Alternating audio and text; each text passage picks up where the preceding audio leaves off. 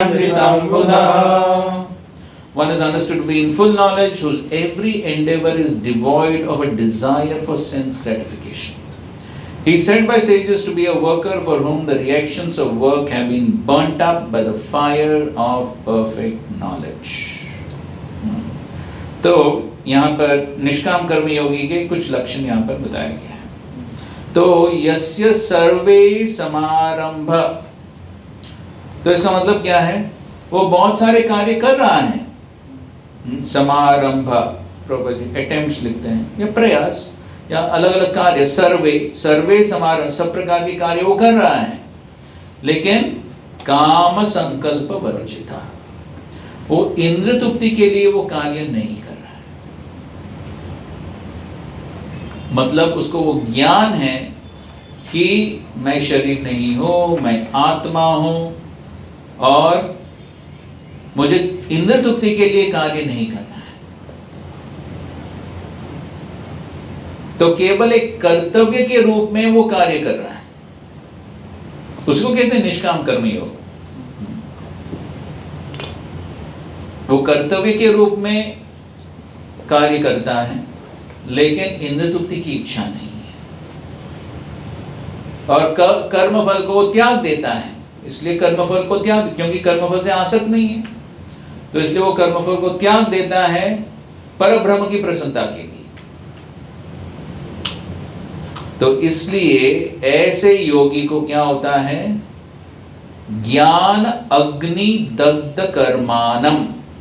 तो जो ज्ञान जो है, ये सब ज्ञान, मैं शरीर नहीं हूं, मैं आत्मा हूं, मैं परब्रह्म का अंश हूं, मुझे इंद्र तृप्ति के लिए कार्य नहीं करना चाहिए, ये सब ज्ञान जो है, तो क्योंकि वो, तो मुख्य बात क्या है? कर्म बंधन का कारण क्या है? इच्छा नहीं,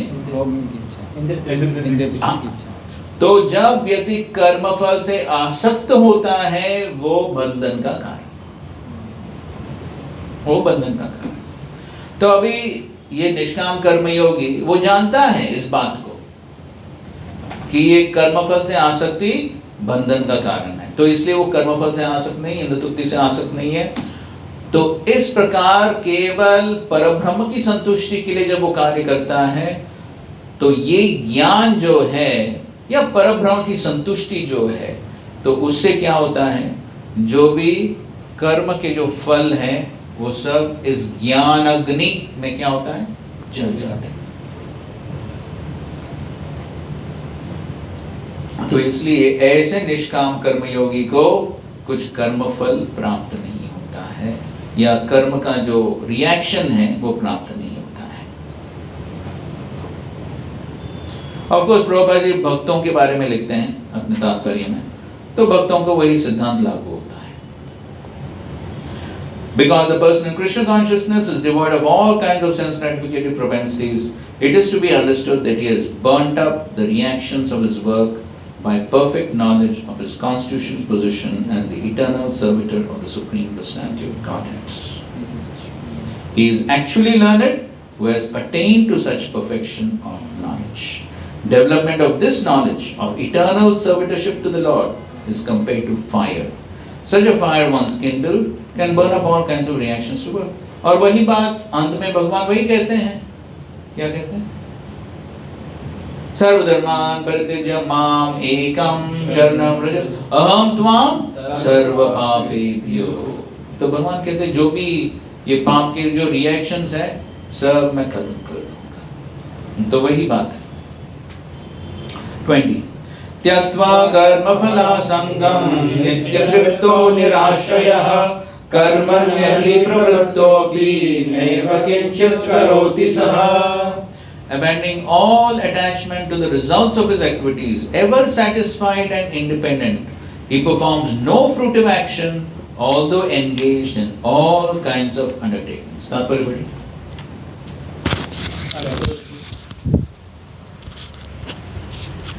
अरे इन्होंने पढ़ा नहीं शायद ना, ये पीछे आप लोगों ने पढ़ा नहीं? नहीं आप नहीं. This freedom from the bondage of action is possible only in Krishna consciousness when one is doing everything for Krishna. A Krishna conscious person acts out of pure love for the Supreme Personality of Godhead, and therefore he has no attraction for the results of the action. He is not even attached to his personal maintenance, for everything is left to Krishna. Nor is he anxious to secure things, nor to protect things already in his possession. He does his duty to his best ability and leaves everything to Krishna. Such an unattached person is always free from the resultant actions of good and bad. It is as though he were not doing anything. This is the sign of akarma, or actions without fruitive reactions. Any other action, therefore, devoid of Krishna consciousness, is binding upon the worker, and that is the real aspect of vikarma as explained herein before. तो प्रभुपाद जी तो भक्तों के बारे में लिखते हैं। तो कोई पूछ सकता है यहाँ तो भगवान निष्काम कर्मियों के बारे में, तो भगवान भक्तों के बारे में क्यों लिखे? आई मीन प्रभुपाद जी, क्या इसमें कुछ गलती है? नहीं, कुछ गलत नहीं है। क्यों? तो ये हम आगे देखेंगे। क्योंकि भक्ति योग टॉप मोस्ट है, तो इसलिए बाकी योग पद्धतियों के लक्षण ऑटोमेटिकली भक्ति योग में। तो जो निष्काम कर्म योग के जो लक्षण हैं, ज्ञान योग के जो लक्षण हैं, अष्टांग योग के जो लक्षण हैं, वो सब ऑटोमेटिकली भक्ति में भी है। तो इसलिए ये निष्काम कर्म योग के जो लक्षण हैं वो ऑटोमेटिकली भक्ति योग में होते हैं, और इसलिए ये जो सिद्धांत हैं हमारे लिए जरूर लागू होता है। ओके और क्योंकि आजकल की दुनिया में कौन कर्म योग, ज्ञान योग, अष्टांग योग कौन करने वाला है? कोई नहीं करने वाला है। तो इसलिए प्रभुपाद जी डायरेक्ट भक्ति योग के बारे में लिखते हैं। तो इसलिए हमें भी इसी चेतना से काम करना है। तो हमें भी अपना जो नियत कर्म है उसको करना है, और साथ साथ में इंद्र तृप्ति की इच्छा से रहित होकर त्यक्त्वा कर्म फला संगम। संगम का मतलब क्या है?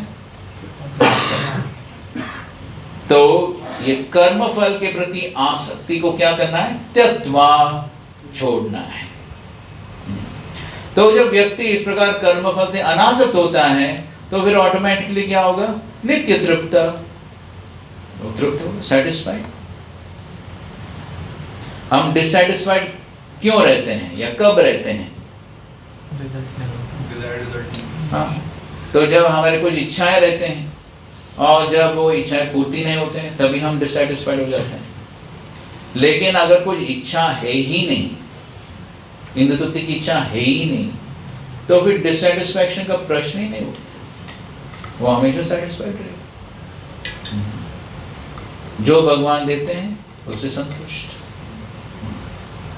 तो इसलिए हम देखते हैं श्रील प्रभुपाद जी के जीवन में शुरुआत में प्रभुपाद जी के लिए क्या फैसिलिटीज थे? कुछ नहीं। श्रील प्रभुपाद जी बावरी में रह रहे थे, लॉफ्ट में, सिर्फ एक बड़ा कमरा, वो भी वो एक व्यक्ति के साथ, डेविड, जो ड्रग्स ले रहा था। और केवल श्रील प्रभुपाद जी ने एक अपना धोती को लटकाया और वो एक पार्टीशन था, किचन और बाकी रूम। कुछ फर्नीचर नहीं, कुछ। प्रभुपाद जी नीचे बैठते थे और उनका डेस्क क्या था? उनका ट्रंक, बस, और कुछ नहीं।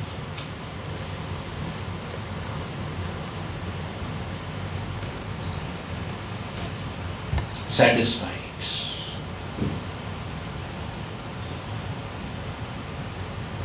तो क्यों? केवल गुरु के लिए सेवा, बस, बाकी कुछ इच्छा नहीं।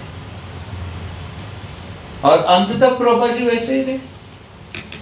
बाद में भगवान ने बहुत सारे फैसिलिटीज भेजे, बहुत सारे शिष्य, अनुयायी, कितने सारे लोग, लेकिन फिर भी श्रील प्रभुपाद जी की चेतना वैसा है। तो ये कब संभव है? जब त्यक्त्वा कर्म फल संगम, तब संभव है। तो ये सेटिस्फैक्शन जो है ये बहुत महत्वपूर्ण है हमारे भक्तिमय जीवन में, क्योंकि अगर हम सेटिस्फाइड नहीं है, बहुत सारे भौतिक इच्छाएं हैं, तो फिर क्या होगा? अगर बहुत सारे भौतिक इच्छाएं हैं भक्ति करते समय भी, तो क्या परिणाम होगा? हाँ, तो हमारी जितनी भी इच्छाएं सब पूर्ति नहीं होंगे, पूर्ति नहीं होंगे तो हाँ, असंतुष्टि। और हम सबका अनुभव है, अगर हमारी कुछ इच्छाएं हैं, जब हम जप के लिए बैठते हैं तो क्या होता है? वही इच्छा बार बार मन में वही इच्छाएं, मुझे ये चाहिए वो चाहिए, फिर मन में प्लान चलता है उस चीज को प्राप्त करने के लिए क्या करना चाहिए, ये ऐसा करूंगा वैसा करूंगा, वो भक्त से ऐसे बात करूंगा, अगर वो ऐसा बोलेगा तो मैं ऐसा बोले, सब प्लानिंग चलता है कि हम सब काम होगा। फिर हरे कृष्ण काम करो, हरे कृष्ण वो सिर्फ ये घूम रहा है बस, हरे कृष्ण पर ध्यान नहीं।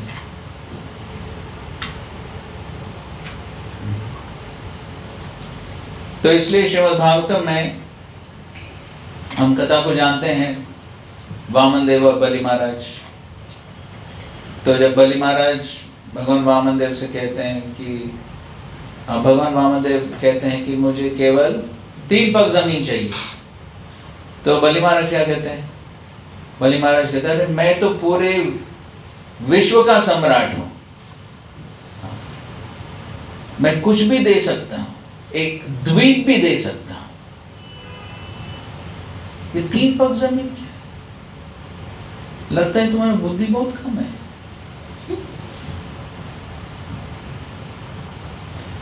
तो फिर भगवान वामन देव बहुत सुंदर उपदेश देते हैं वहां पर। तो भगवान वामन देव कहते हैं कि जिस व्यक्ति का मन और इंद्रिय नियंत्रित नहीं है, अजितेंद्रिय अगर कोई है, तो फिर उसको तीनों लोक भी क्यों न दिया जाए, फिर भी वो संतुष्ट नहीं होता। अगर एक द्वीप दिया जाए तो फिर वो पूछेगा बाकी 7 कब मिलेगा।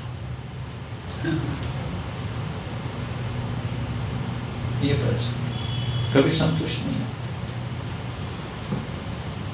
तो इसलिए भगवान रामदेव कहते हैं यदृच्छया, भगवान की इच्छा से जो प्राप्त होता है उसे संतुष्ट रहना चाहिए। और कहते हैं स्पेशली ब्राह्मण के लिए कहते हैं, विप्र कहते हैं कि अगर एक ब्राह्मण संतुष्ट नहीं है तो फिर जो भी ब्रह्म तेज है, मतलब आध्यात्मिक शक्ति जो है वो क्षीण हो जाएगा अगर वो संतुष्ट नहीं है। क्योंकि ब्राह्मण का मतलब क्या है? ब्रह्म जानाति इति ब्राह्मण। तो परम ब्रह्म पर ध्यान करना चाहिए, लेकिन भौतिक इच्छाएं हैं तो ध्यान कहाँ होगा?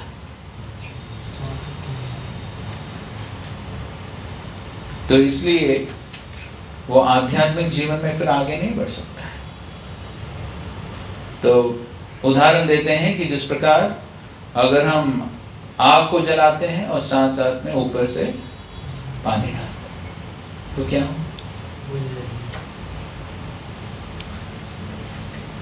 तो इसलिए संतुष्ट रहना चाहिए। तो कभी कभी हम देखते हैं ब्रह्मचारियों में भी असंतुष्टि। क्यों? कंपटीशन चलता है, स्पर्धा। देखो वो ब्रह्मचारी कैसे प्रचार कर रहे हैं, उसके कितने फॉलोअर्स है। YouTube फॉलोअर आजकल, मेरे कुछ नहीं है।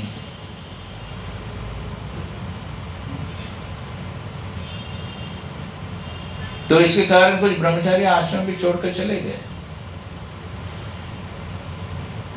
उन्होंने सोचा अगर हम ये ब्रह्मचार्य आश्रम में रहेंगे तो फिर हम प्रसिद्ध नहीं हो पाएंगे, फॉलोअर नहीं बना पाएंगे, यहाँ बहुत सारे रेस्ट्रिक्शन हैं।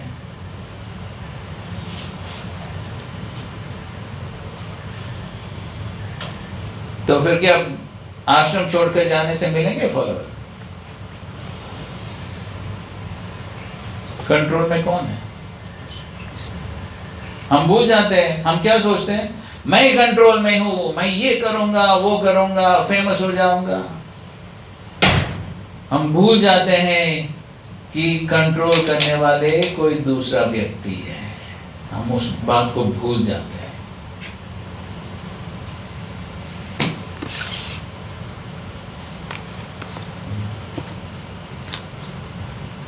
तो भगवान ने हर एक व्यक्ति को अलग अलग टैलेंट, स्किल ये सब दिया है। जो भी दिया है संतुष्ट रहना चाहिए, नहीं तो भक्ति पर फोकस नहीं कर पाएंगे। तो इसलिए ये बहुत महत्वपूर्ण सिद्धांत है। तो इसलिए प्रभुपाद जी यहाँ पर बता रहे, he is not even attached to his personal maintenance. खुद का शरीर का मेंटेनेंस के लिए भी वो परवाह नहीं करता है। पूरी तरह से everything is left to Krishna, भगवान के ऊपर पूरी तरह से छोड़। Nor is he anxious to secure things, nor to protect things already in his possession. He does, the महत्वपूर्ण sentence, he does his duty to the best of his ability and leaves everything to Krishna. तो जो अपना कर्तव्य है वो कैसा करता है? उत्साह के साथ, अपनी क्षमता के अनुसार, to the best of his ability. ऐसा नहीं कि ठीक है कर्मफल मेरे लिए तो है ही नहीं, तो क्या है, आलसीपन, ठीक है कुछ तो करेंगे, नहीं, अपना कर्तव्य उत्साह के साथ। तो इसलिए तीसरे अध्याय के 30वें श्लोक में भगवान ने क्या कहा?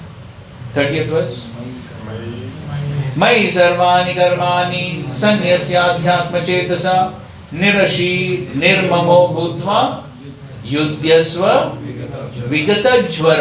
विगत ज्वर का मतलब क्या? आलसीपन को छोड़कर युद्ध करो। क्योंकि निराशी निर्मम, निराशी का मतलब क्या है? फल की आशा को छोड़ो। निर्मम का मतलब क्या है? ममत्व, मैंने ये कार्य किया। तो इसलिए फल से आसक्त होता है ना व्यक्ति, क्योंकि व्यक्ति क्या सोचता है? फल का कारण कौन है? मैं। तो क्योंकि फल का कारण मैं हूं, तो इसलिए फल किसको भोगना चाहिए? मुझे। तो भगवान कहते हैं दोनों को छोड़ो, निरशी निर्मम। तो व्यक्ति आलसी बन सकता है, तो इसलिए भगवान बोलते नहीं, आलसीपन को छोड़ो, उत्साह के साथ युद्ध करो।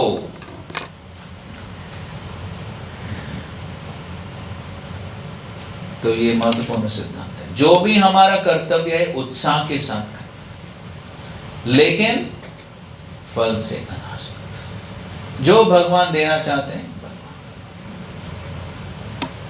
लेकिन कर्तव्य करते समय उत्साह के साथ।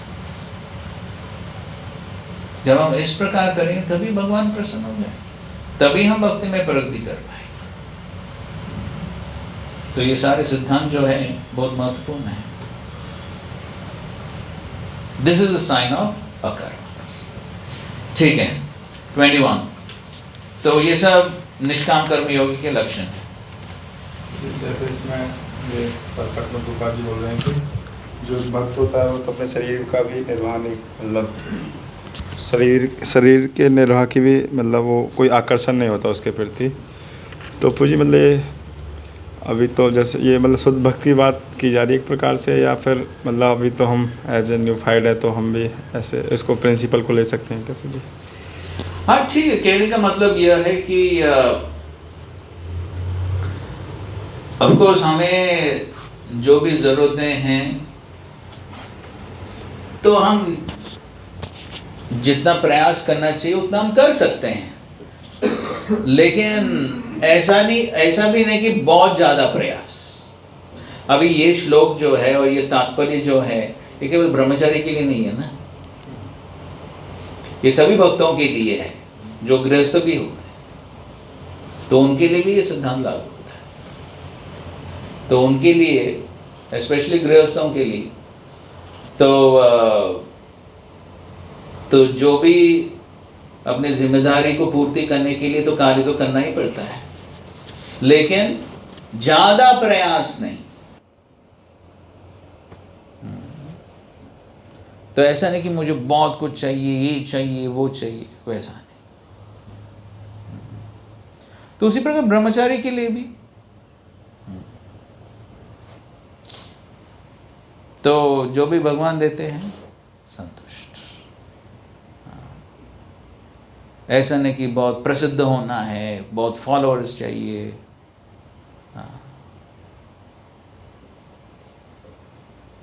या मुझे स्पेशल फैसिलिटीज चाहिए, स्पेशल गाड़ी चाहिए। कुछ ब्रह्मचारी आश्रम में ये सब चलता है ना।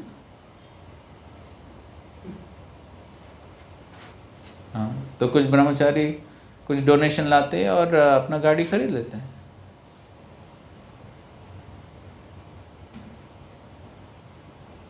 लेकिन डोनेशन स्वयं के लिए नहीं लाना होता है, वो तो भगवान के लिए होता है। तो ये सब चलता है, तो इसलिए संतुष्ट।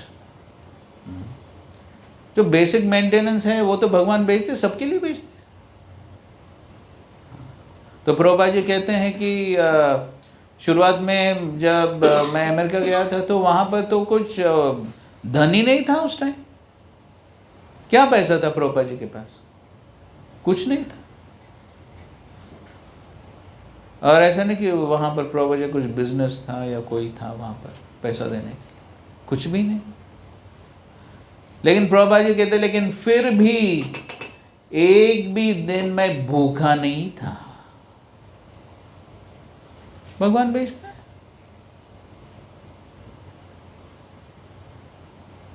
हो सकता है कि ऐसा नहीं कि हर रोज बड़ा फीस्ट हो रहा था, लेकिन जो भी,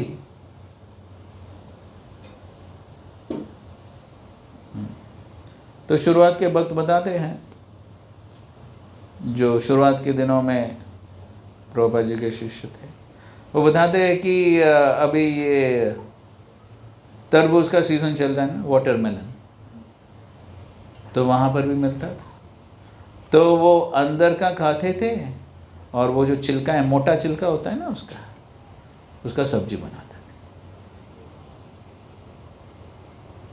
क्योंकि कुछ पैसा था। फिर भी संतुष्ट। हम बनाएंगे छिलका का सब्जी।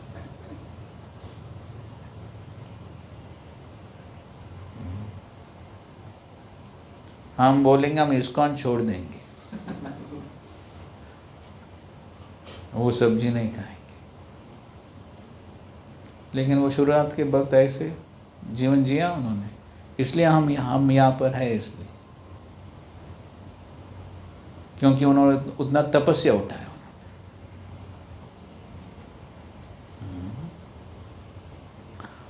तो एनी केस, तो जो भी भगवान भेजते हैं संतुष्ट रहना चाहिए। ये पॉइंट है। ठीक है, आगे 21। निराशीर्यत चित्तात्मा त्यक्ता सर्व परिग्रह शारीरम केवलम कर्म कुर्वन्नाप्नोति किल्बिषम्। Such a man of understanding acts with mind and intelligence, perfectly controlled, gives up all sense of proprietorship over his possessions, and acts only for the bare necessities of life. Thus working, he is not affected by sinful reactions. तो almost similar पास है, लेकिन प्रभुपाद जी का बहुत सुंदर तात्पर्य। पढ़िए।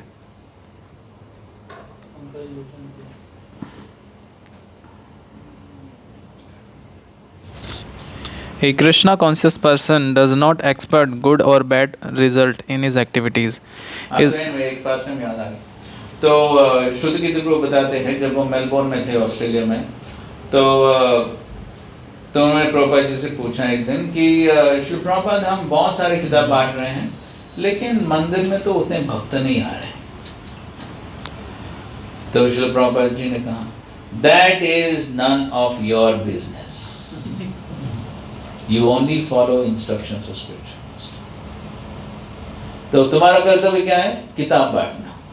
कौन आ रहा है कौन नहीं आ रहा है, कितने लोग आ रहे हैं, वो तुम्हारा काम है। That means what? Don't be attached to results. जो कर्तव्य है वो करो बस। So that's the point. Krishna conscious person does not expect good or bad results in his activities. जो भगवान की इच्छा है। Of course इसका मतलब यह भी नहीं है कि बिल्कुल परवाह नहीं करना या रिजल्ट का बिल्कुल नहीं सोचना। नहीं, अगर खराब रिजल्ट आ रहा है या कुछ प्रतिकूल परिस्थिति है तो फिर भक्त को अपना बुद्धि का इस्तेमाल भी करना चाहिए और जो भी चेंजेस करना है वो करना चाहिए। लेकिन पॉइंट क्या है? पॉइंट यह है कि आसक्त नहीं होना है। हाँ, तो कभी अच्छे रिजल्ट्स मिलेंगे, कभी उतने अच्छे नहीं मिलेंगे, जो भी है तो संतुष्ट रहना चाहिए। तो बुक डिस्ट्रीब्यूशन में हम सबका एक्सपीरियंस है ना, कभी अच्छा डिस्ट्रीब्यूशन होता है, कभी एक बुक भी नहीं। तो जो आसक्त है रिजल्ट से, अगर एक बुक भी नहीं जाता है तो फिर जो व्यक्ति आसक्त है वो क्या सोचेगा? हाँ, टाइम वेस्ट। तो व्यक्ति ये भी सोच सकता है कि ये सेवा बेकार है, इसमें कुछ रिजल्ट नहीं होता।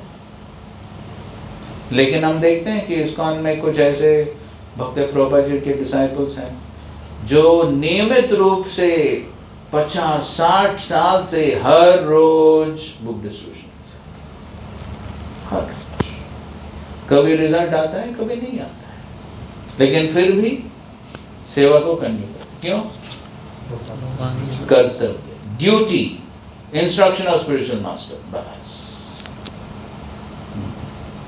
ओके, आगे बढ़िए। His mind and intelligence are fully controlled. He knows that because he is a part and parcel of the Supreme, the part played by him as a part and parcel of the whole is not his own activity but is only being done through him by the Supreme. तो ये महत्वपूर्ण point है। तो वो जानता है कि मैं तो केवल भगवान का अंश हूँ, भगवान के हाथों में कठपुतली हूँ, बस। तो इसलिए प्रभुपाद जी ने मार्कण्डेय भागवत धर्म में नचाओ नचाओ, जैसे भगवान नचाना चाहते हैं। तो इसलिए प्रभुपाद जी वो सब कार्य कर पाए क्योंकि पूरी तरह से अनासक्त थे। आगे। When the hand moves, it does not move out of its own accord, but by the endeavor of the whole body. A Krishna conscious person is always dovetailed with the supreme desire, for he has no desire for personal sense gratification. तो he is always dovetailed with the supreme desire, जो भगवान की इच्छा है उसके अनुसार वो कार्य करता है, न कि खुद की अनुतुप्ति के लिए। He moves exactly like a part of a machine. As a machine, part requires oiling and cleaning for maintenance. So a Krishna conscious man maintains himself by his work just to remain fit for action in the transcendental loving service of the Lord. तो वो अपने शरीर को maintain करता है जिस प्रकार व्यक्ति एक कार को मेंटेन करता है, मशीन को मेंटेन करता है। प्रभुपाद जी उदाहरण देते हैं अपने तात्पर्य में कि जिस प्रकार एक बिजनेसमैन है, वो कार में जाता है और कार को मेंटेन करता है, लेकिन उसकी पूरी चेतना जो है किसके ऊपर है? बिजनेस। तो उसी प्रकार तो हमें भी शरीर को मेंटेन तो जरूर करना है, लेकिन चेतना कहाँ पर? Krishna. He is therefore immune to all the reaction of his endeavors. Like an animal, he has no proprietorship even over his own body. A cruel proprietor of an animal sometimes kills the animal in his possession. Yet the animal does not protest, nor does it have any real independence. A Krishna conscious person fully engaged in self realization has very little time to falsely process any material object. For maintaining body and soul, he does not require unfair means of accumulating money. He does not therefore become contaminated by such material sins. He is free from all reaction to his actions.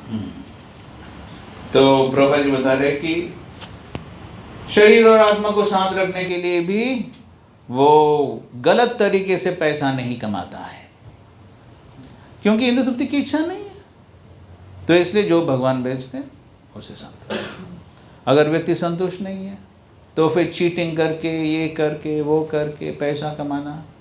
हाँ, तो कभी कभी हम देखते हैं कुछ भक्त भी ऐसे करते हैं। हाँ, क्यों? संतुष्ट नहीं, इंद्र तृप्ति की इच्छा। तो फिर ये सब नाटक चलता है, तो फिर उसका रिएक्शन मिलेगा फिर। लेकिन जब व्यक्ति संतुष्ट है, जो भगवान भेजते हैं उससे संतुष्ट है, तो फिर वो इस प्रकार का चीटिंग ये वो नहीं करता, तो फिर कुछ रिएक्शन नहीं होगा फिर। ठीक है। 22 यदृच्छालाभ संतुष्टो द्वंद्वातीतो विमत्सरः समसिद्धौ सिद्धौ च कृत्वापि न निबध्यते। He who is satisfied with gain which comes of his own accord, who is free from duality and does not envy, who is steady in both success and failure, is never entangled, although performing actions. कृत्वापि न निबध्यते। तो ऐसा नहीं कि व्यक्ति कुछ कार्य नहीं करता, कार्य करते हुए भी बंधन का कारण नहीं। कृत्वा अपि न निबध्यते। हाँ, ये था। पढ़िए।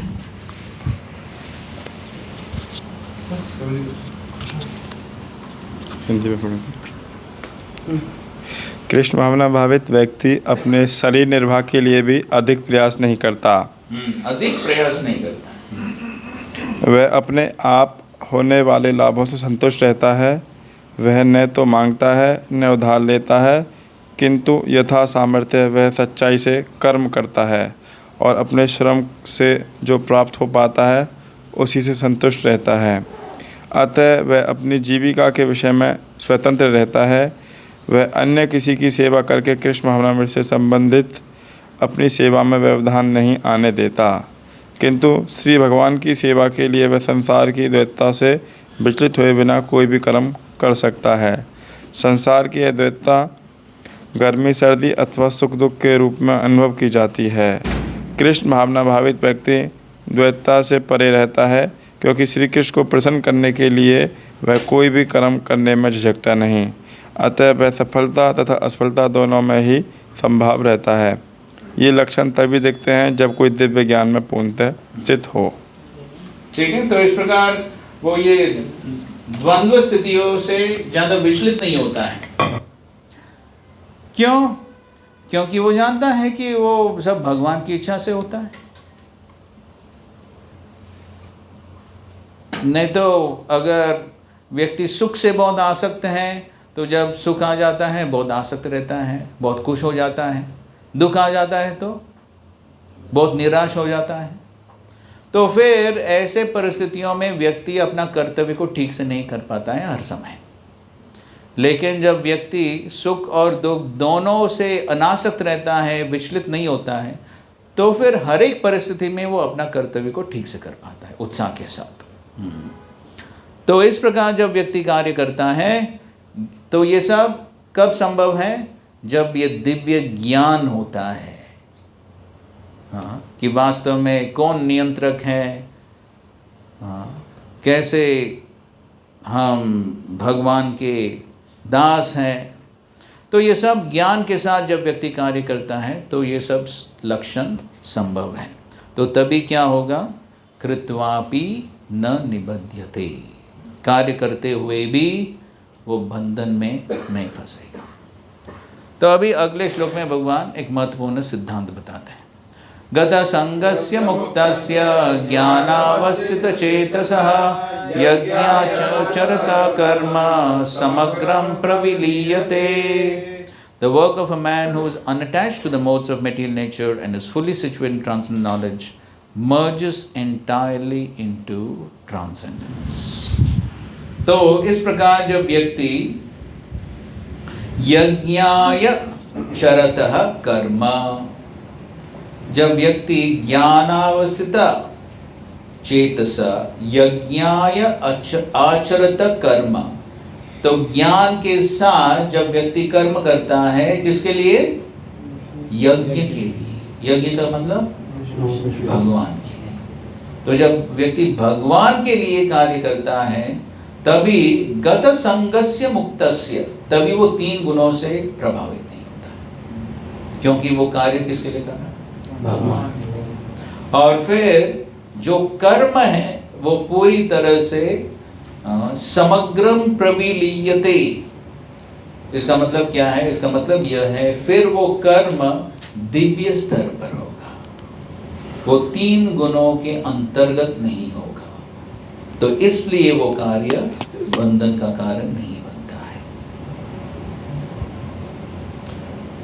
तो प्रभुपाद जी लिखते हैं, he can become liberated because he knows his constitutional position in relationship with Krishna, and thus his mind cannot be drawn from Krishna consciousness. Consequently, whatever he does for Krishna, who is the primal Vishnu.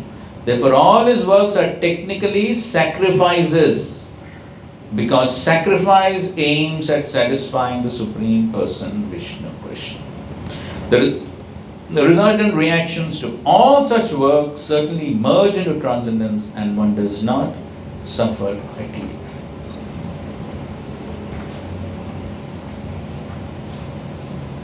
गुरुजन प्रभु लिखते हैं, पढ़िए। The work of तो पीछे के वक्त नहीं पढ़े।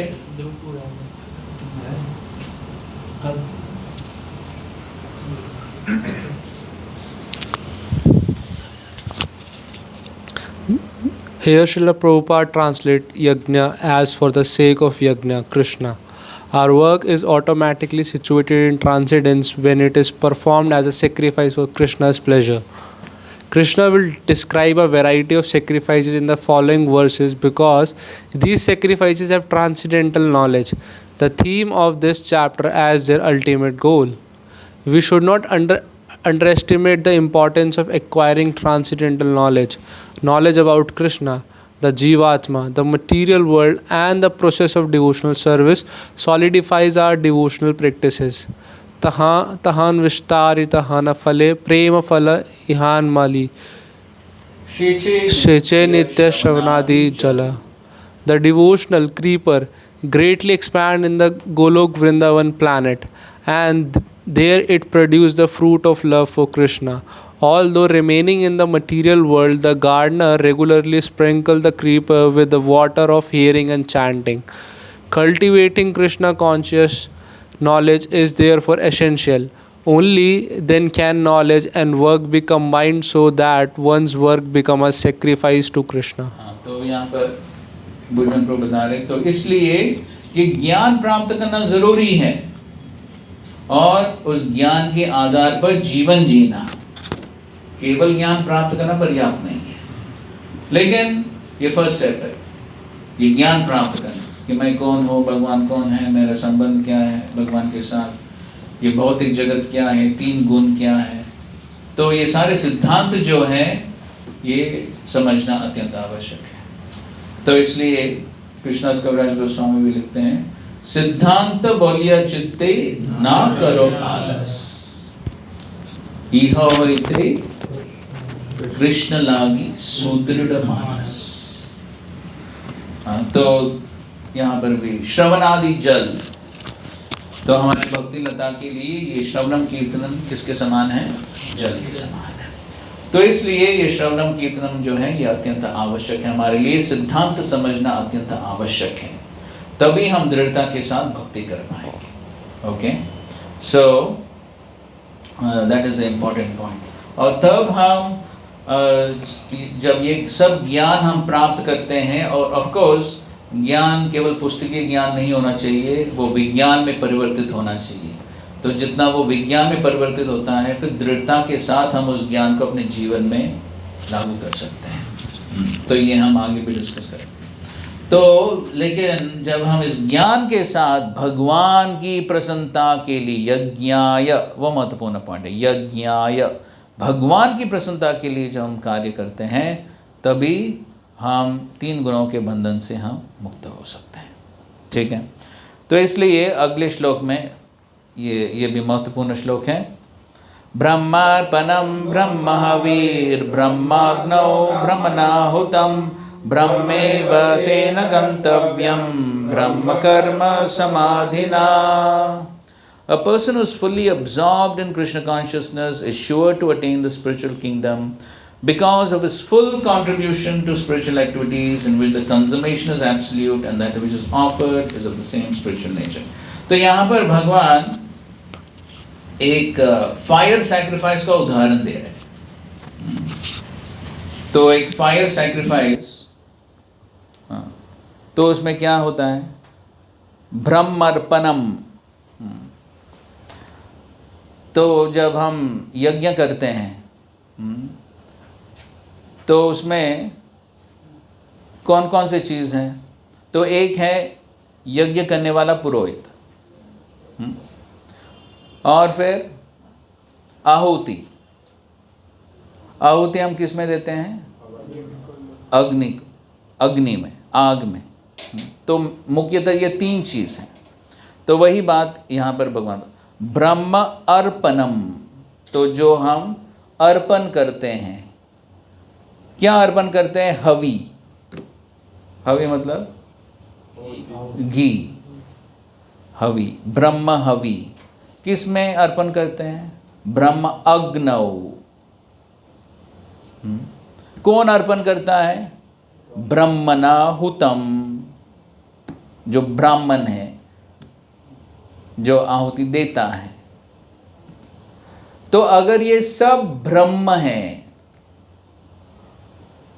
ब्रह्मार्पणम ब्रह्म हवि ब्रह्मग्नौ ब्रह्मणा, अगर सब ब्रह्म है, मतलब इसका मतलब यह नहीं कि वो सब इल्यूजरी है, ब्रह्म है, नहीं। उसका मतलब क्या है, वो सब आध्यात्मिक है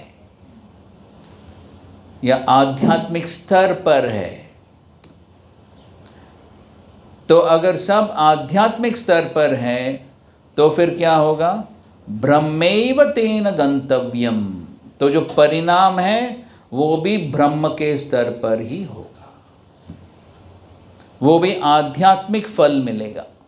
ब्रह्मैव तेन गंतव्यम ब्रह्म कर्म समाधिना, फिर वो जो कर्म जो है वो आध्यात्मिक स्तर पर होगा, ब्रह्म कर्म समाधिना, क्योंकि व्यक्ति पूरी तरह से भगवान की संतुष्टि के लिए वो कार्य कर रहा है, वो उसका समाधि है, कैसे भगवान को संतुष्ट करे। तो इसलिए जो फल है या गंतव्य स्थान जो है वो भी आध्यात्मिक ही। तो यहाँ पर भगवान अर्जुन को कह रहे हैं, क्योंकि अर्जुन का मुख्य समस्या क्या थी, अर्जुन क्या सोच रहे थे, वो सोच रहे थे कि अगर मैं युद्ध लड़ूंगा तो फिर इसका परिणाम क्या होगा, कर्म बंधन। तो इसलिए भगवान बता रहे हैं कि देखो, तुमको ब्राह्मण बनना है, यज्ञ करना है। अर्जुन वही करना चाह रहे थे, वो युद्ध नहीं करना चाह रहे थे, वो क्या बनना चाह रहे थे, ब्राह्मण, सन्यासी बनना चाह रहे थे। तो इसलिए भगवान कहते हैं तुम्हें सन्यासी बनना है, ब्राह्मण बनना है, युद्ध करते हुए भी तुम ब्राह्मण बन सकते हो।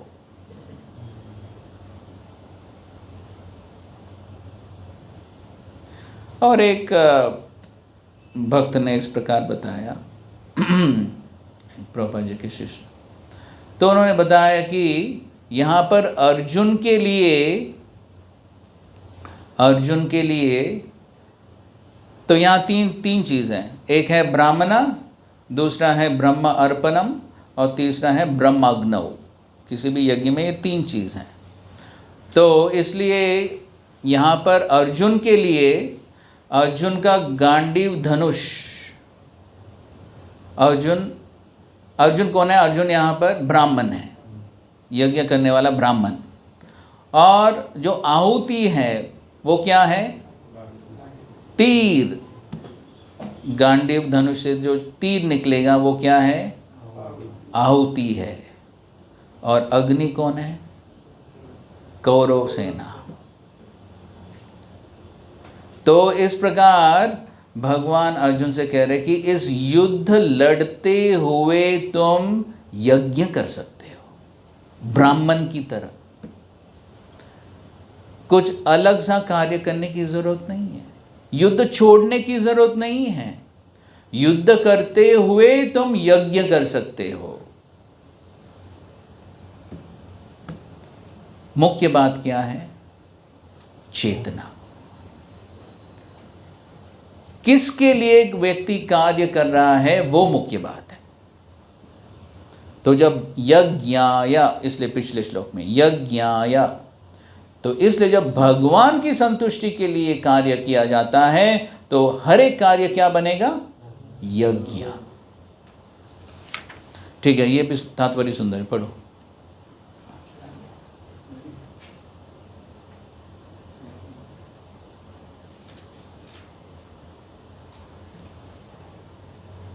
How activities in Krishna consciousness can lead one ultimately to the spiritual goal is described here.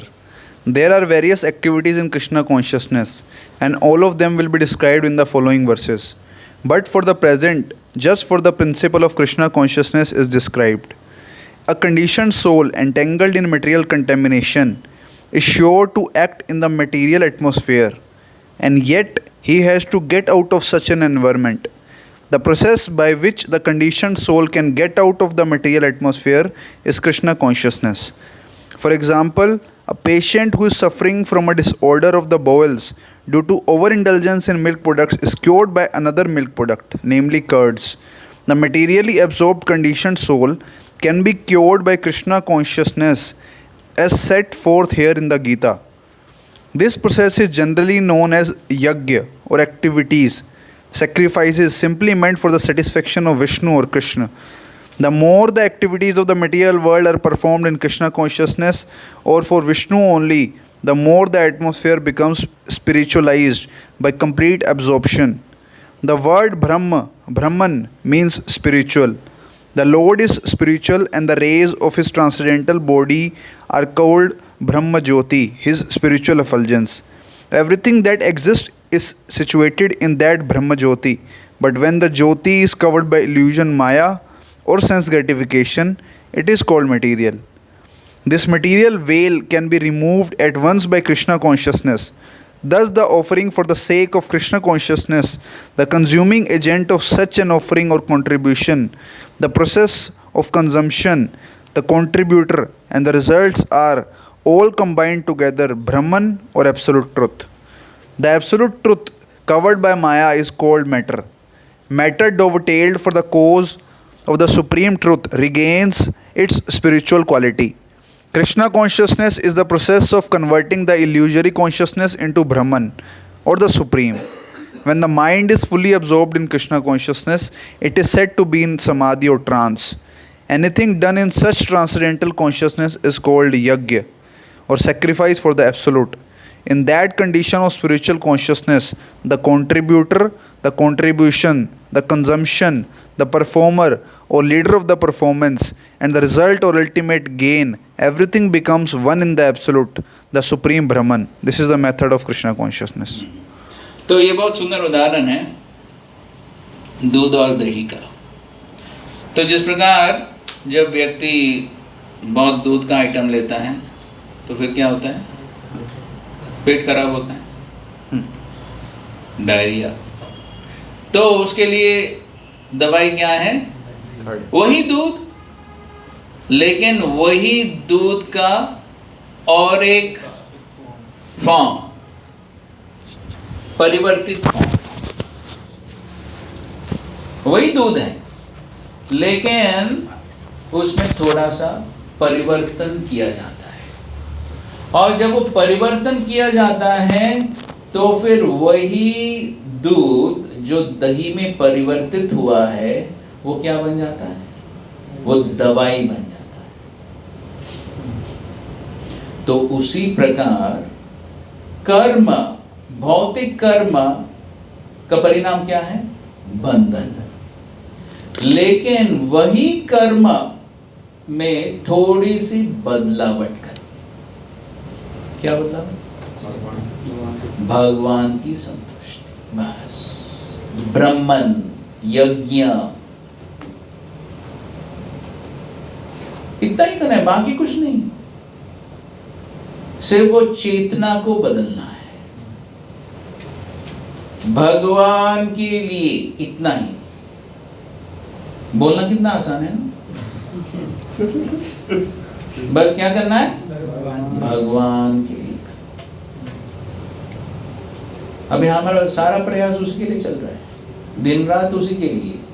वो थोड़ी सी परिवर्तन लाने के लिए ये सब प्रयास, सब नाटक उसी के लिए चल रहा है, सुबह से रात तक। वो चेतना में थोड़ी सी परिवर्तन, इसलिए प्रभुपाद जी एक्सप्लेन करने हैं तात्पर्य में, अनादिकाल से हमारी चेतना क्या है? इंद्र बुद्धि की चेतना, भौतिक चेतना, अनादिकाल से। तो इसलिए वो थोड़ी सी परिवर्तन लाने के लिए कितना मुश्किल, लेकिन उतना ही चाहिए। जिस प्रकार दूध दही में कैसे परिवर्तित होता है? थोड़ा सा दही डालना है, बस परिवर्तन। तो उसी प्रकार ये थोड़ी सी परिवर्तन लाना है। फिर वही कर्म जो है जब भगवान की संतुष्टि के लिए किया जाता है तो फिर क्या होगा? मुक्ति का कारण। तो वही इस श्लोक का अर्थ है। ये ब्रह्मर्पणम, ब्रह्म हविर, ब्रह्महोतम, सब ब्रह्म के लिए, सब भगवान की संतुष्टि के लिए। तो फिर परिणाम क्या होगा? ब्रह्मेव गंतव्यम, ब्रह्मेव तेन गंतव्यम। फिर जो गंतव्य स्थान है वो भी क्या होगा? परब्रह्म ही होगा। तो इसी को कहते हैं दिव्य ज्ञान। तो इस ज्ञान के साथ जब कोई कार्य किया जाता है तो फिर वो कार्य बंधन का कारण नहीं बनेगा बल्कि मुक्ति का कारण बनेगा। तो यही सार है इस अध्याय का, यही सार है। तो अभी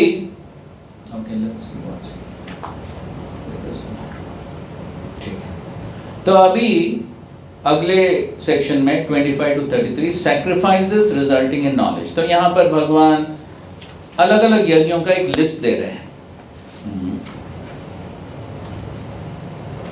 In the next 9 verses 25 to 33, Krishna will explain to Arjuna that transcendental knowledge ultimately about Krishna is to be obtained through these sacrifices and austerities, all of which are typical of Vedic culture. तो ये अलग अलग प्रकार के यज्ञों का list है यहाँ पर।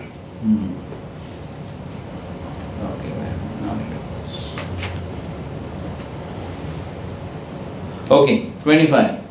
देवमेवापरे यज्ञं योगिना पर्युपासते ब्रह्माज्ञावपरे यज्ञं यज्ञेनैवोपजुह्वति. Some yogis perfectly worship the demigods by offering different sacrifices to them, and some of them offer sacrifice in the fire of the supreme Brahman. तो एक प्रकार का यज्ञ क्या है? देवताओं को संतुष्ट करना, वो भी एक प्रकार का यज्ञ ही है। क्यों? क्योंकि वो देवताओं को संतुष्ट करने का प्रयास कर रहे हैं। तो और देवता कौन है? भगवान के ही अंश हैं, तो इसलिए वो भी एक प्रकार का यज्ञ है। और कुछ लोग क्या करते हैं? निर्विशेष ब्रह्म में विलीन होना चाहते हैं, वो भी एक प्रकार का यज्ञ ही है, क्योंकि निर्विशेष ब्रह्म क्या है? वो भी भगवान का ही ज्योति है। So that is also a type of यज्ञ। तो प्रभुपाद जी लिखते हैं यहाँ पर,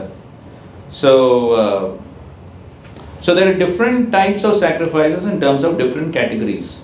Such different categories of sacrifice by different types of performers only superficially demark varieties of sacrifices. Factually, sacrifice means to satisfy Supreme Lord Vishnu, who is also known as Yajna. All the different varieties of sacrifice can be placed within two primary divisions, namely sacrifice of worldly possessions and sacrifice in pursuit of transcendental knowledge.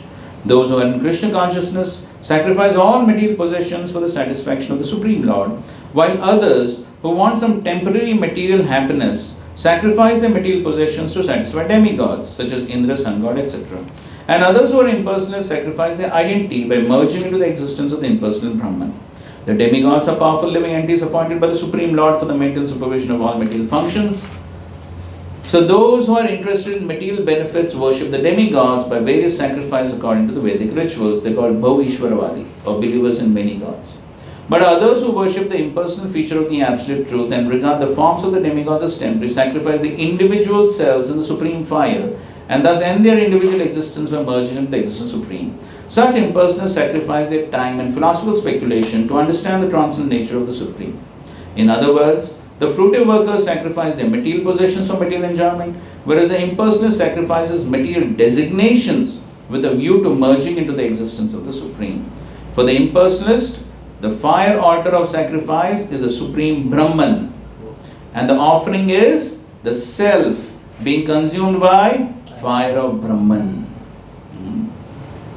And the Krishna conscious person, like Arjuna, however, sacrifices everything for the satisfaction of Krishna, and thus all his material possessions as well as his own self, everything is sacrificed for Krishna. Thus he is the first class yogi, but he does not lose his individual existence. तो ये दो प्रकार के यज्ञ यहाँ पर बताया गया है. 26. श्रोत्रादिनेन्द्रियाण्यन्ये संयमाग्निषु जुह्वति शब्दादीन् विषयानन्य इंद्रियाग्निषु जुह्वति. Some unadulterated brahmacharis sacrifice the hearing process and the senses in the fire of mental control, and others, the regulated householders, sacrifice the objects of the senses in the fire of the senses. मानव जीवन के चारों आश्रमों के सदस्य ब्रह्मचारी, गृहस्थ, वानप्रस्थ तथा सन्यासी पूर्ण योगी बनने के निमित्त है. मानव जीवन पशुओं की भांति इंद्र तृप्ति के लिए नहीं बना है. अतएव मानव जीवन के चारों आश्रमों इस प्रकार व्यवस्थित है कि मनुष्य आध्यात्मिक जीवन में पूर्णतया प्राप्त कर सके. ब्रह्मचारी या शिष्यगण प्रारंभिक प्रामाणिक गुरु की देखरेख में इंद्र तृप्ति से दूर रहकर मन को वश में करते हैं. वे कृष्ण भावनामृत से संबंधित शब्दों को ही सुनते हैं. श्रवण ज्ञान का मूलाधार है. अतः शुद्ध ब्रह्मचारी सदैव हरे नाम कीर्तन अर्थात भगवान के यश का कीर्तन तथा श्रवण में ही लगा रहता है. वह सांसारिक शब्द ध्वनियों से दूर रहता है और उसकी श्रवणेन्द्रिय हरे कृष्ण कृष्ण की आध्यात्मिक ध्वनि को सुनने में ही लगी रहती है. इसी प्रकार से गृहस्थ भी जिन्हें इंद्र तृप्ति की सीमित छूट है, वे बड़े ही संयम से इन कार्यों को पूरा करते हैं. यौन जीवन, मादक द्रव्य सेवन और मांसाहार मानव समाज की सामान्य प्रवृत्तियां हैं, किंतु संयमित गृहस्थ कभी भी यौन जीवन तथा अन्य इंद्र तृप्ति के कार्यों में अनियंत्रित रूप से प्रवृत्त नहीं होता. इसी उद्देश्य से प्रत्येक सभ्य मानव समाज में धर्म विवाह का प्रचलन है. वह संयमित अनासक्त यौन जीवन की एक भी प्रकार का यज्ञ है, क्योंकि संयमित गृहस्थ उच्चतर दिव्य जीवन के लिए अपनी इंद्र तृप्ति की प्रवृत्ति की आहुति कर देता है. तो यहाँ पर ब्रह्मचारी और गृहस्थों का यज्ञ के बारे में बताया गया. तो जो ब्रह्मचारी है वो क्या करता है? श्रोत्र आदिनी. तो जो श्रोत्र इंद्रियां हैं, ये एक उदाहरण है. श्रोत्र आदिनी इंद्रियानि अन्ये संयम अग्निषु. तो ब्रह्मचारी क्या करता है? अपने सभी इंद्रियों को आहुति देता है. किसमें? मन के नियंत्रण के अग्नि में, मानसिक नियंत्रण के अग्नि में अपने इंद्रियों की आहुति देता है. इसका मतलब क्या है? इसका मतलब यह है कि वो अपने सारी इंद्रियों को पूरी तरह से नियंत्रित करता है.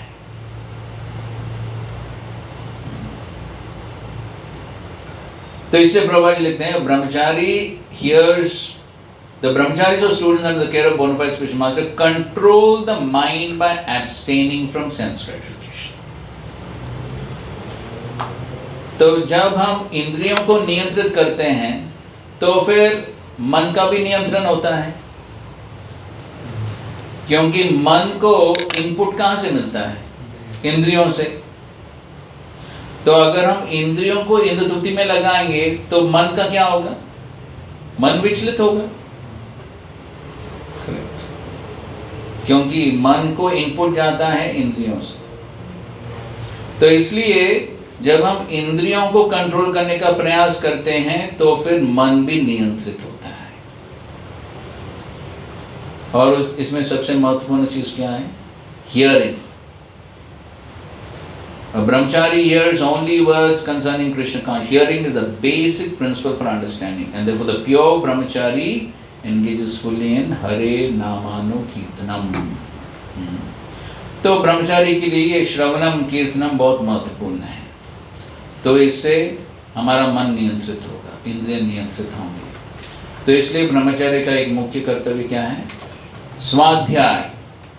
स्वाध्याय तो इसलिए बहुत ज़रूरी है। तो स्वाध्याय से क्या होगा? एक तो हम दिव्य शब्द ध्वनि सुनेंगे, शब्द ब्रह्म, जिससे हमारे इंद्रिय और मन शुद्ध हो जाता है, और साथ साथ में हमें आध्यात्मिक ज्ञान प्राप्त होता है, और ज्ञान के द्वारा हम मन को नियंत्रित कर सकते हैं। तो इसलिए ब्रह्मचारी के लिए ये श्रवणम कीर्तनम अत्यंत महत्वपूर्ण। तो अभी गृहस्थ के लिए क्या है? शब्दादीन विषयान अन्य इंद्रिय अग्निषु जुवती। तो जो गृहस्थ है वो क्या करता है? विषय वस्तुओं को इंद्रिय अग्नि में आहुति देता है। विषय वस्तु को इंद्रियों की अग्नि, मतलब गृहस्थ को वो छूट है इंद्र तृप्ति करने के लिए। विषय वस्तु इंद्रिय, मतलब वो इंद्र तृप्ति करने की छूट है गृहस्थ को। लेकिन कैसे? आज हम सुन रहे थे ना सुबह प्रभुपाद जी के क्लास में, प्रभुपाद जी बता, नहीं सॉरी, वो द्वारका में। तो प्रभुपाद जी बता रहे थे कि कैसे जो गृहस्थ हैं उनके लिए बहुत सारे नियम हैं।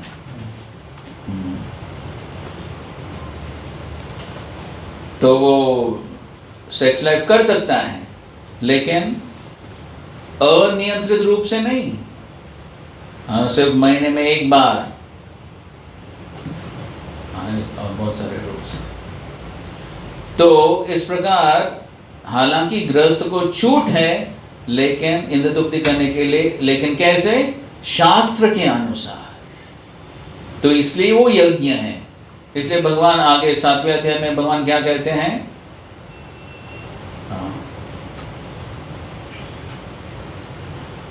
धर्मा विरुद्ध भूतेषु कामोस्मि बरपुरुष। जब व्यक्ति अपने काम वासना की तृप्ति धर्म के अनुसार करता है तो भगवान कहते हैं वो मैं हूं। क्योंकि धर्म के सिद्धांत कौन देता है? भगवान देते हैं। तो इसलिए धर्म के अनुसार जब कोई इंद्र तृप्ति करता है तो फिर उसे भगवान संतुष्ट हो जाते हैं। तो इसलिए प्रभुपाद जी वो लेक्चर में कहते हैं। तो इसलिए प्रभुपाद जी एक श्लोक भी कोट करते हैं, एक नारी ब्रह्मचारी, एक नारी ब्रह्मचारी।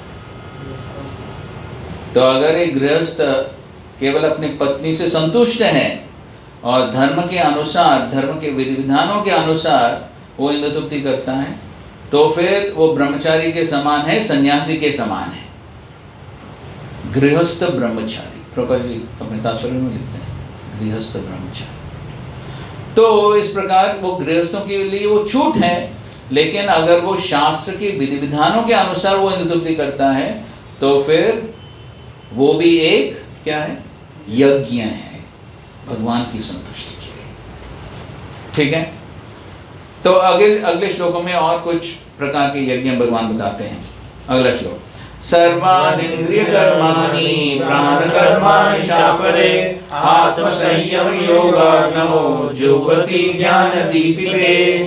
Others who are interested in achieving self-realization through control of the mind and senses Offer the functions of all the senses and of the life breath as oblations into the fire of the controlled mind. तो ये क्या है? ये अष्टांग योग है।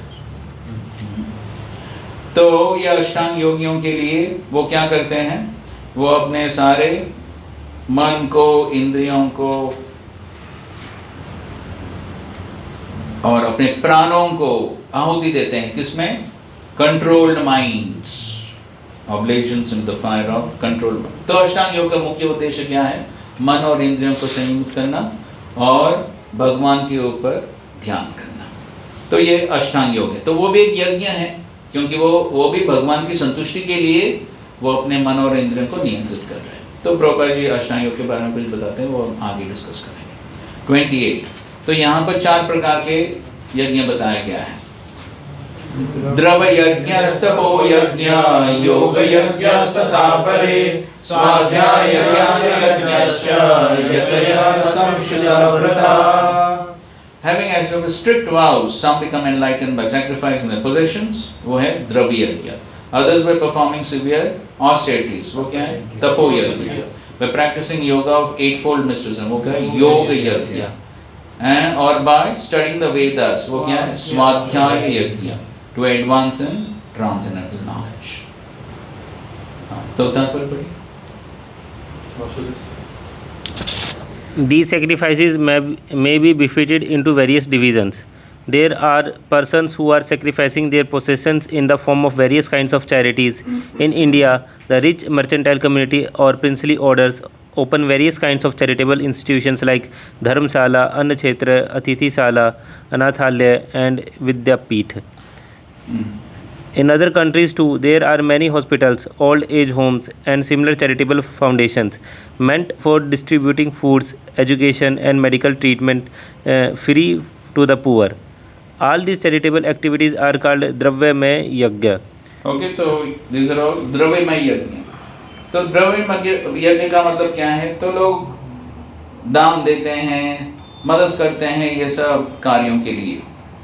तो आगे भगवान बताएंगे कि अगर वो केवल कुछ भौतिक इच्छाओं की पूर्ति के लिए, भौतिक हेतु के लिए कार्य करते हैं, तो फिर उससे वो न तो ज्ञान के साथ वो कर रहे हैं, न उसे ज्ञान प्राप्त होगा। तो यज्ञ का मतलब क्या है? ज्ञान के साथ वो कार्य करना, कि ये कार्य मैं कर रहा हूं भगवान की संतुष्टि। तो इस प्रकार जब व्यक्ति ज्ञान के साथ भगवान की संतुष्टि के लिए वो कार्य करता है, तो फिर उसका परिणाम है और ज्ञान बढ़ जाएगा। लेकिन अगर वो केवल एक भौतिक दृष्टिकोण से या भौतिक हेतु के लिए वो कार्य करता है, इसका मतलब क्या है? वो ज्ञान के साथ नहीं कर रहा है। तो जब वो ज्ञान के साथ नहीं करता है, तो फिर वो ज्ञान भी नहीं बनेगा, फिर वो बंधन का कारण बनेगा। तो इसलिए वो सबसे महत्वपूर्ण चीज क्या है? चेतना। चेतना सबसे महत्वपूर्ण चीज है कि वो किस उद्देश्य के साथ वो कार्य कर रहा है। तो हम देखते हैं कि बहुत सारे लोग ये सब कार्य करते हैं, दान देते हैं ये सब कार्यों के लिए, लेकिन उद्देश्य क्या होता है? भौतिक सुख। हाँ, भौतिक सुख या भौतिक नाम प्रतिष्ठा, उसके लिए लोग करते हैं। तो फिर उसका मतलब क्या है कि वो ज्ञान के साथ नहीं कर रहे और उसका परिणाम ज्ञान भी नहीं होगा। तो लेकिन अगर व्यक्ति इस ज्ञान के साथ ये कार्य करता है कि ये सारे लोग ये भगवान के अंश हैं, तो जैसे हम भी फूड फॉर लाइफ करते हैं ना, वो भी एक प्रकार से दान है। या जैसे कि हम देखते हैं कि जब कुछ सुनामी है या अर्थक्वेक्स है, उस समय भी हम प्रसाद डिस्ट्रीब्यूशन करते हैं या अन्य कुछ चीज़ बांटते हैं। तो कभी कभी हम देखते हैं कि जो भक्तिवेदांत हॉस्पिटल है, वो लोग जाते हैं मदद करने के लिए। तो वो भी एक प्रकार का सोशल सर्विस है ना, लेकिन वो किस उद्देश्य से कर? भगवान की संतुष्टि। हाँ, इस ज्ञान के साथ कि ये सब लोग कौन हैं? भगवान के अंश हैं। तो उस सही ज्ञान के साथ वो कार्य कर रहे हैं। एक बाह्य दृष्टिकोण से लोगों को लगे ये भी क्या है, ये सोशल सर्विस है, समाज सेवा है, लेकिन वो कैसे कर रहे हैं? ज्ञान के साथ। तो जब ज्ञान के साथ किया जाता है भगवान की प्रसन्नता के लिए, तो फिर क्या हो जाएगा? यज्ञ हो जाएगा। ठीक है, आगे बढ़िए। There are others who, for higher elevation in life or for promotion to higher planets within the universe, voluntarily accept many kinds of austerities such as Chandrayaan, Chaturmasya.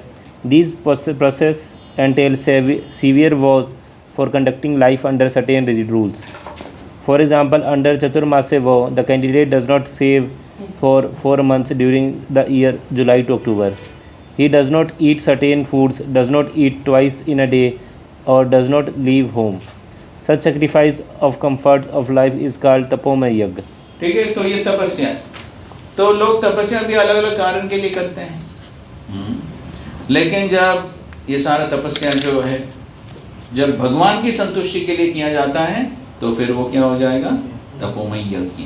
तो उसी प्रकार हठ योग, अष्टांग योग, स्वाध्याय यज्ञ, तो ये सब जो है जब सही उद्देश्य के साथ भगवान की संतुष्टि के लिए किया जाता है तो फिर वो क्या होता है? यज्ञ। So all these yogis, अंत में प्रभुपाद जी लिखते हैं, all these yogis are faithfully engaged in different types of sacrifice and are seeking a higher status of life. Krishna consciousness, however, is different from these because it is a direct service of the Supreme Lord. तो indirect service हो सकता है, direct हो सकता है। Krishna consciousness cannot be attained by any of the above mentioned types of sacrifice, but can be attained only by the mercy of the Lord and His bona fide devotees. Therefore, Krishna consciousness transcends. 29. तो फिर से ये अष्टांग योग के बारे में भगवान बता रहे हैं, या यहाँ पर specifically this is pranayama. Of course pranayama is also part of अष्टांग योग, लेकिन ये स्पेसिफिकली प्राणायाम है। अपाने जुह्वति प्राणम प्राणे पानम तथा परे प्राणापानागतिरुद्ध्वा प्राणायाम परायणः अपरे नियताहारा प्राणान् प्राणेषु जुह्वति।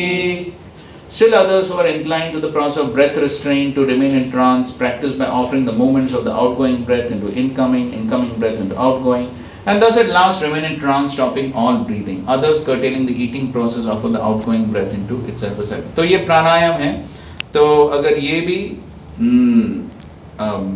भगवान को प्राप्त करने के लिए, या जो अष्टांग योगी हैं वो भगवान के ऊपर, परमात्मा के ऊपर ध्यान करने के लिए अगर वो करता है तो फिर वो भी एक यज्ञ है।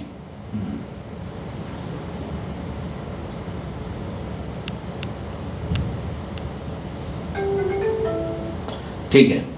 30 सर्वे अपीत यज्ञ विदो यज्ञक्षपित कल्मषः यज्ञस्य शिष्टामृत भुजो यान्ति ब्रह्म सनातनम।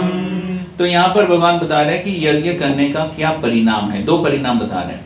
All these performers who know the meaning of sacrifice, first effect, what is that?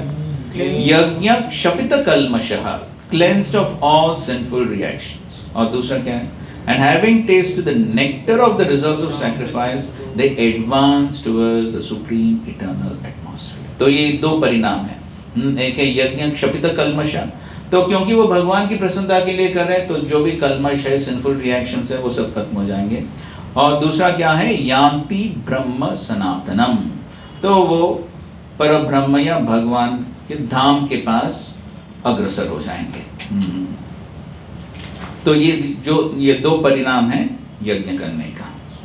31 नायम लोकस्ति अयज्ञस्य कुतो अन्य कुरु सत्तमा। O best of the Kuru dynasty, without sacrifice one can never live happily on this planet or in this life, what then of the next? तो तीसरे अध्याय में भगवान ने बताया ना कि अगर इस जीवन में भी अगर हम सुखी जीवन जीना चाहते हैं तो क्या करना पड़ेगा? क्या करना पड़ेगा? कौन सा यज्ञ? भगवान ने तीसरे अध्याय में क्या बताया? अगर इस जीवन में जो जीवन की आवश्यकताएं चाहिए, किसको प्रसन्न करना पड़ेगा? भगवान विष्णु के लिए यज्ञ। तीसरे अध्याय 10 से लेकर 14 डेमीगॉड्स। तो वहां पर भगवान कहते हैं कि इस जीवन में जीना है तो कम से कम देवताओं को प्रसन्न करना चाहिए। तो फिर जो भी आवश्यकताएं देवता दें। तो तो वो भी एक यज्ञ है ना, अभी हमने पढ़ा देवताओं को संतुष्ट करना, वो भी एक यज्ञ है। तो इसलिए अगर व्यक्ति यज्ञ नहीं करता है तो इस जीवन में भी वो सुखी जीवन नहीं जी पाएगा। तो वही पॉइंट यहाँ पर प्रभुपाद जी बता रहे हैं। By performance of yajna, we can have enough food, enough milk, etc. Even if there is a so-called increase of population. So-called increase, असलियत में नहीं है।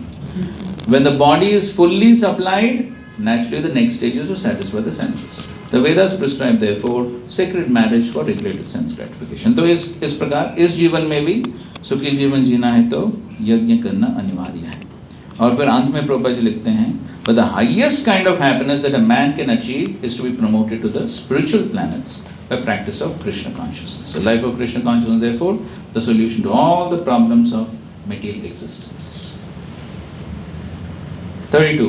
Emam bahuvida yajna vitata brahmano mukhe karmajan vidditan sarvan evam gyatva vimokshase. All these different types of sacrifice are approved by the Vedas and all of them are born of different types of work.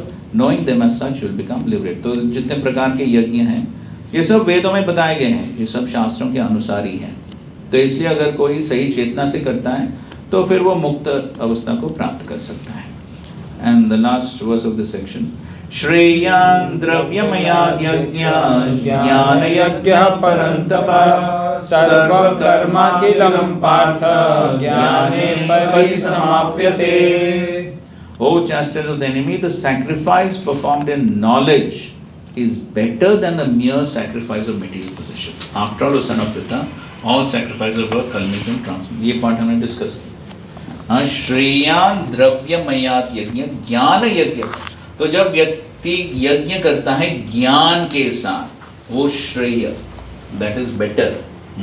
क्योंकि अगर वो केवल द्रव्यमय यज्ञ का मतलब क्या है, ये दान देना इत्यादि अगर वो करता है तो वो भी अच्छा, वो भी पुण्य कार्य है, उससे जरूर कुछ ना कुछ फल मिलता है, कुछ ना कुछ लाभ मिलेगा, लेकिन वो मुक्ति की ओर अग्रसर नहीं होगा, मुक्त नहीं होगा इस भव बंधन से।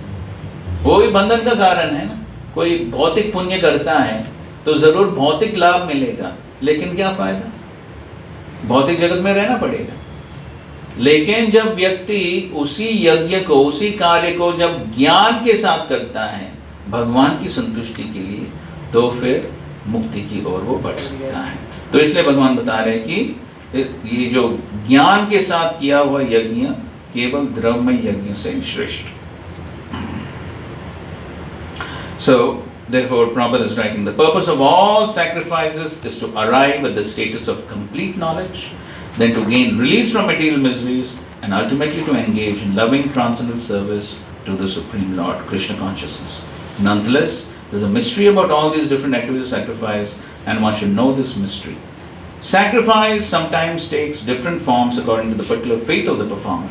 When one's faith reaches the stage of transcendental knowledge, the performer of sacrifices should be considered more advanced than those who simply sacrifice material possessions without such knowledge.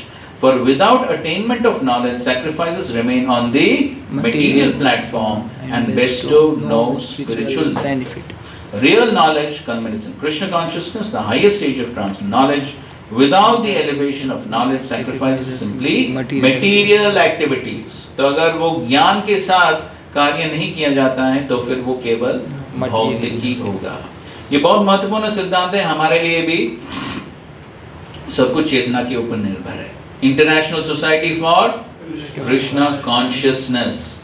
तो जैसे कि हम कुकिंग करते हैं या हम किताब बेचते हैं, बिल्डिंग बनाते हैं, तो क्या वो यज्ञ है?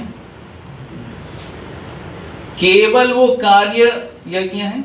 नहीं, वो तो भौतिक लोग भी करते हैं, वो लोग भी कुकिंग करते हैं, वो लोग भी किताब बेचते, वो भी बिल्डिंग बनाते हैं, कार्य तो वो लोग भी कर रहे हैं, लेकिन वो यज्ञ कैसे बनता है? चेतना, चेतना के ऊपर निर्भर है हम किसके लिए वो कार्य कर रहे हैं। तो इसलिए अगर हम वो कार्य सही चेतना से नहीं करेंगे तो फिर क्या होगा? वो भौतिक कार्य ही रह जाएगा। वही पॉइंट प्रभा जी लिख रहे हैं, without the elevation of knowledge sacrifices are simply material activities. तो अगर हम सही चेतना से नहीं करेंगे तो फिर हम भक्ति में आगे नहीं बढ़ पाएंगे। तो इसलिए वो सही चेतना से वो कार्य करना भगवान की संतुष्टि के लिए वो बहुत महत्वपूर्ण है। और वो सही चेतना को विकसित करने के लिए, मेंटेन करने के लिए क्या करना है? क्या करना है? यज्ञ करना क्या करना है? है, यज्ञ। हाँ, उसी के लिए श्रवण कीर्तन है, ताकि हमारी चेतना शुद्ध हो जाए। शुद्धिकरण कैसे होने वाला है? श्रवण कीर्तन से। तो इसलिए जब हम सही ढंग से श्रवण कीर्तन करेंगे, जब हम जप करते हैं तो क्या करना चाहिए? सुनना चाहिए, सुनना चाहिए ध्यान पूर्वक। तो इस प्रकार जब हमारी चेतना शुद्ध हो जाएगी तभी सभी कार्य को हम भगवान की संतुष्टि के लिए कर पाएंगे। अगर चेतना शुद्ध नहीं होगी तो फिर हम भौतिक इच्छाओं के साथ कार्य करेंगे और फिर वो कार्य भौतिक ही रह जाएगा, वो यज्ञ नहीं होगा। यज्ञ नहीं होगा तो फिर जो वांछित फल है वो प्राप्त नहीं।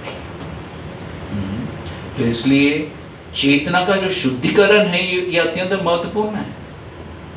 तो इसलिए प्रभुपाद जी ने श्रवण कीर्तन पर बहुत जोर दिया है। ध्यान पूर्वक करना ये अत्यंत आवश्यक है। नहीं तो हम कह सकते हैं हम ये कार्य कर रहे हैं, वो कार्य से कुछ मतलब नहीं है। कार्य तो बहुत सारे लोग करते हैं, कार्य से कुछ मतलब नहीं है। उस कार्य के पीछे चेतना क्या है वो। So that decides how much spiritual progress one is going to make. नहीं तो कोई कह सकता है मैंने बहुत सेवा किया है, ये किया है, वो किया है, लेकिन फिर भी चेतना वैसे के वैसे, कुछ आध्यात्मिक प्रगति नहीं, फिर भी काम क्रोध लोभ वैसे के वैसे। क्यों? केवल कार्य करने से कुछ नहीं होता है। चेतना महत्वपूर्ण है और उसी को कहते हैं भक्ति। भक्ति का मतलब क्या है? प्रेम, प्रेम के साथ किया गया सेवा। भगवान वही चाहते हैं।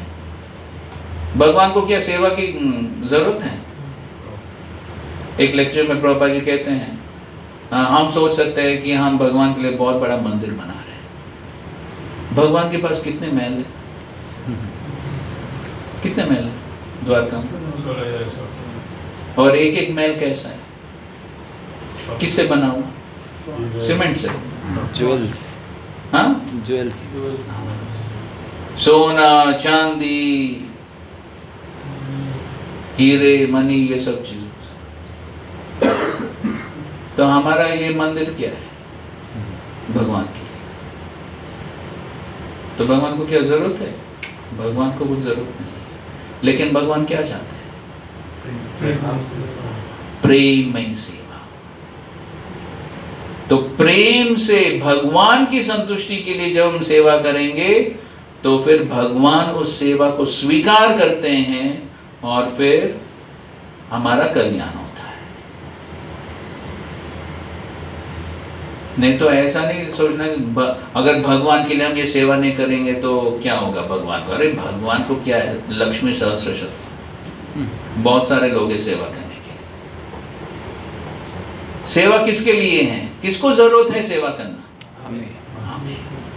तो इसलिए सही चेतना से जब हम सेवा करेंगे तब भगवान प्रसन्न, तभी हम आध्यात्मिक प्रगति कर पाएंगे। और इसलिए शुद्ध चेतना से सेवा करने के लिए ये श्रवण कीर्तन की जरूरत है, ताकि हमें चेतना शुद्ध हो जाए। तो इसलिए आगे प्रभुपाद जी लिखते हैं when however they are elevated to the level of transcendental knowledge all such activities enter onto the spiritual platform. Depending on differences in consciousness, sacrificial activities are sometimes called karma kand, sometimes jnana kand. It is better when the end is knowledge. ठीक है, तो ये अलग अलग प्रकार के ठीक है, तो कल हम कंटिन्यू करेंगे. बहुत बहुत धन्यवाद. श्रील प्रभुपाद की जय, ग्रंथराज श्रीमद् भगवद गीता की जय, समवेत गौर भक्त वृंद की जय. Thank you very much. Hare Krishna Krishna Krishna Hare Hare, Hare Ram Ram